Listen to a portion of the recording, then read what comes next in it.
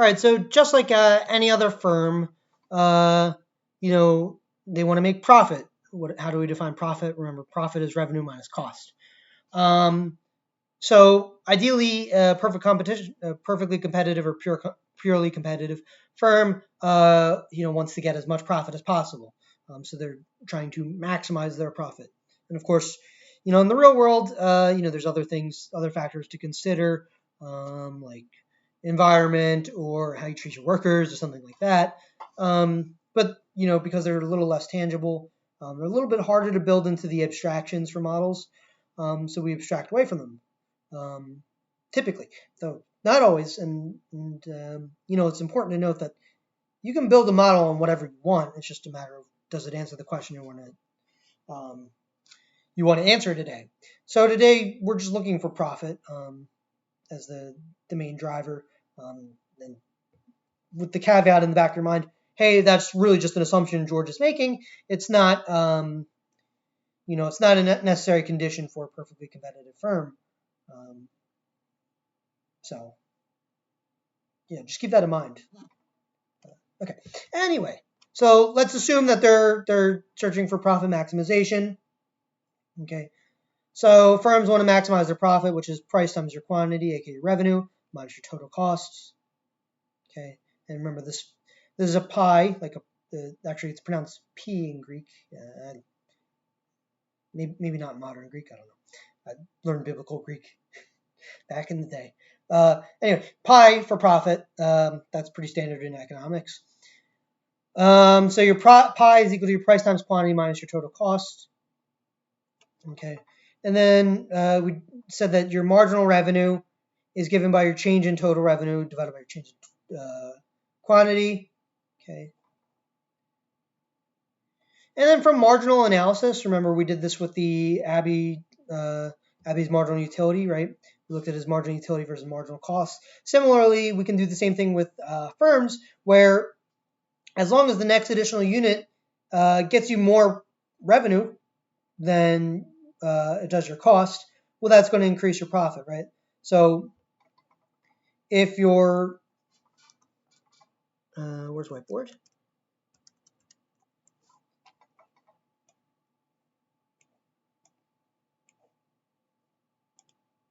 If you're old, let's stick with old. If your old profit, pi, is equal to x, let's say your marginal revenue equals 6, your marginal cost equals 5, and revenue equals, profit equals revenue minus cost.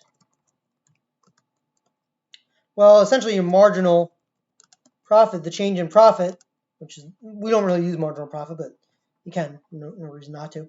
Change in profit from producing that sixth unit is 1, 6 minus 5, or sorry, the next unit is 1. So your new profit is equal to x plus 1. Okay, so new profit greater than old profit. Okay.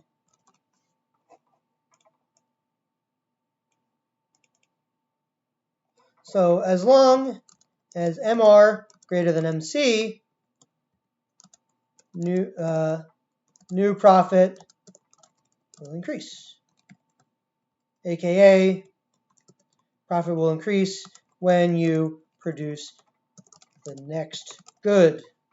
Okay, so you maximize profit, max profit by producing as long as MR greater than MC, and you stop when MR equals MC, because once, there's my cat, once MR is less than, once MR is less than MC, profit starts going down. Okay.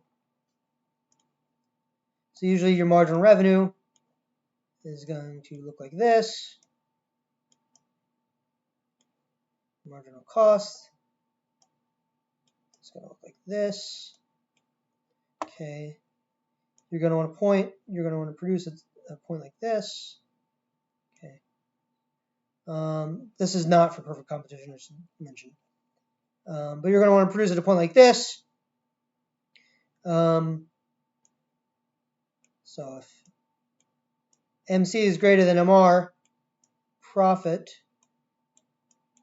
pi is going down, and if MR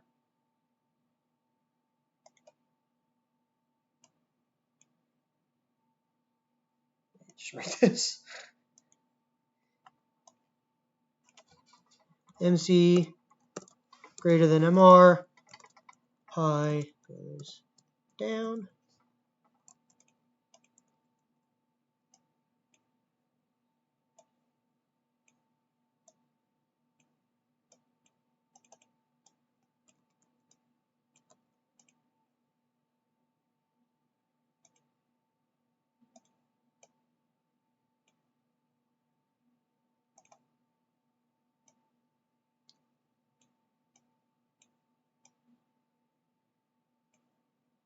And then MR greater than MC, pi goes up. Okay. So you're going to produce up till this point, then you're going to stop because this is the point that maximizes profit.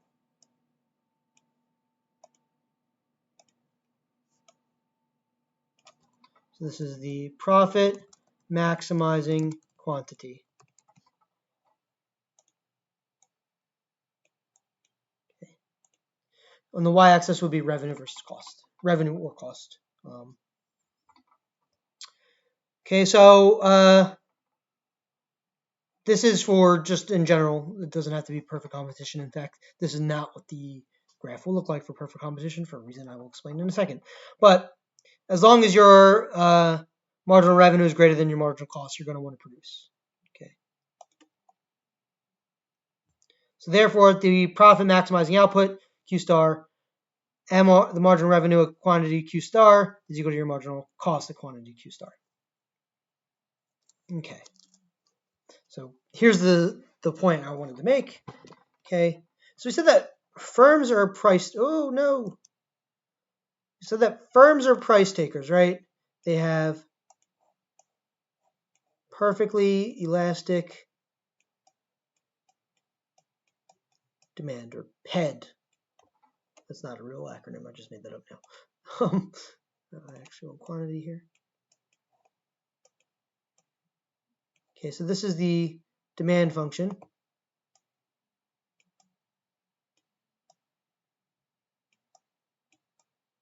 Perfectly elastic demand here. Okay. So if the quantity goes from 1 to 2, how much does price change? Price don't change. Price does not change. Price is constant. Okay. Right? So if the price of 1 equals 5, well then the price at 2 is equal to 5. Okay. So if your revenue equals price times quantity, revenue equals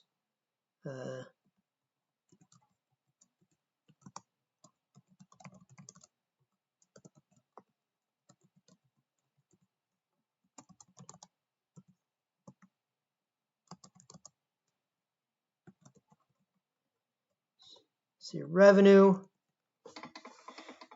is equal to P of 1 times 1 at quantity equals 1, and P of 2 times 2 at quantity equals 2, which we just said.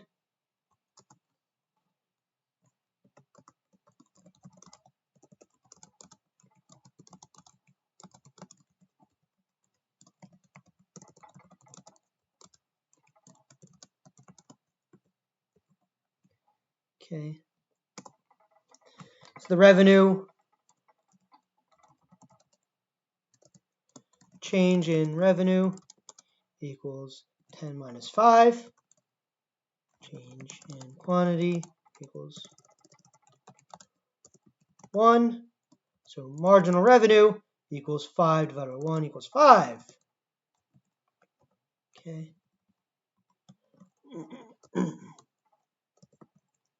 So basically your price is constant, right? Price is a constant 5. Typically with the demand function, price is a function of quantity, so your price will be decreasing as you increase your quantity, right? The lower the price, the more you demand of the good, right?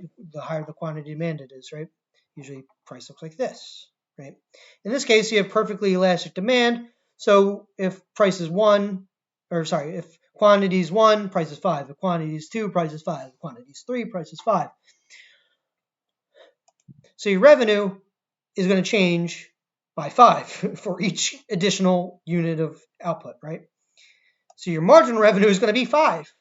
So your marginal revenue is equal to your price.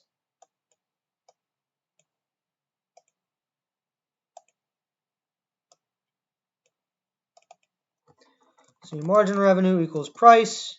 In this case, I said equals 5. Okay.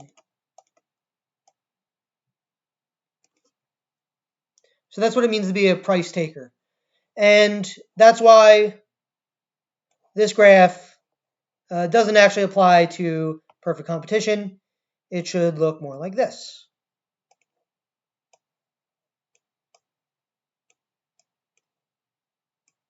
So this is the point that maximizes profit. Okay. You might ask, why not this point? Because you can still, like at this point, you're basically minimizing profit because marginal cost is higher than marginal revenue.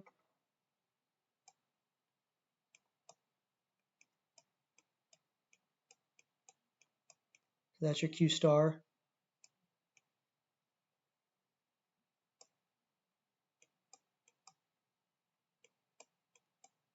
And that one here is bad. Okay.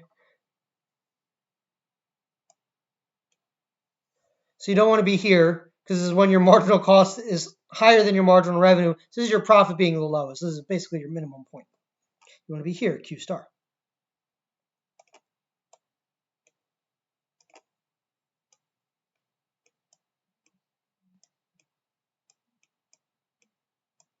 There we go. That looks a little better. So bad, Q star. Okay. All right, so what's your marginal revenue? It's going to be straight up 5s. Woohoo! 1 times 5 equals 5. The price is 5. So total revenue clearly is changing by 5 each time. So 10 minus 5 equals 5. 15 minus 10 equals 5. 20 minus 15 equals 5. Your total cost is going to be, it's a given, right? This is a thing that that you get. Like, this is not something that we calculated. It's just there. Okay, so your total costs 5, 9, 11, 12. Okay, I found this on the web for total cost 59. Thanks, Siri. You're very helpful. So your marginal cost we can just find by subtracting your total cost, your new total cost minus your old total cost. So your marginal cost going from 0 to 1 will be 9 minus 5 is 4, 11 minus 9 is 2, 12 minus 11 is 1, etc. Okay. So your net gain, revenue minus cost is -5, so that's going to be your profit over here, right? Your net gain is going to basically be 5 minus 4, so 1. 5 minus 2 is 3. 5 minus 1 is 4. 5 minus 6 is -1. 5 minus 12 is -7. So basically, you want to stop somewhere in between 3 and between 3 and 4 when your marginal revenue stops being greater than your marginal cost. Okay.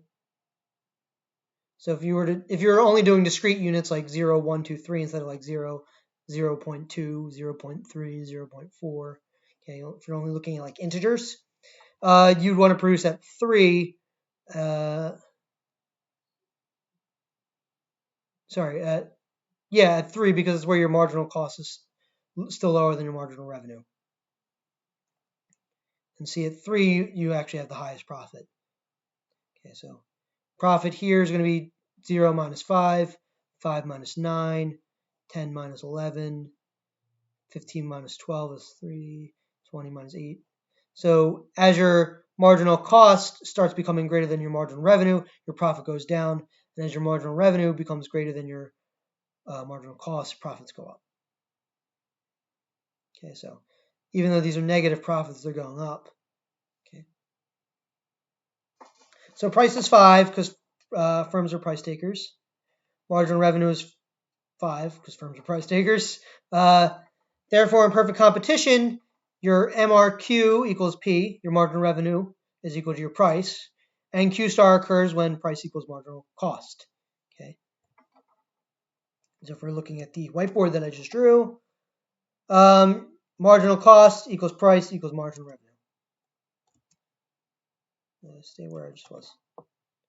So marginal cost equals marginal revenue equals price. Okay. If quantities are discrete, then you want to produce 3 units to maximize profit. So your marginal revenue at 3 is equal to your price of 5. Your marginal cost at 3 is equal to 1. So marginal revenue equals 5. Marginal cost equals 1. So marginal revenue is still greater than marginal cost at this point, and your profit is as high as it is among any of these choices. Okay. So here's just that graph again. Okay. So we're looking at the nope, that should be the firm marginal revenue. I'm going to stop here. I'm going to make a correction. This is a good stopping point anyway.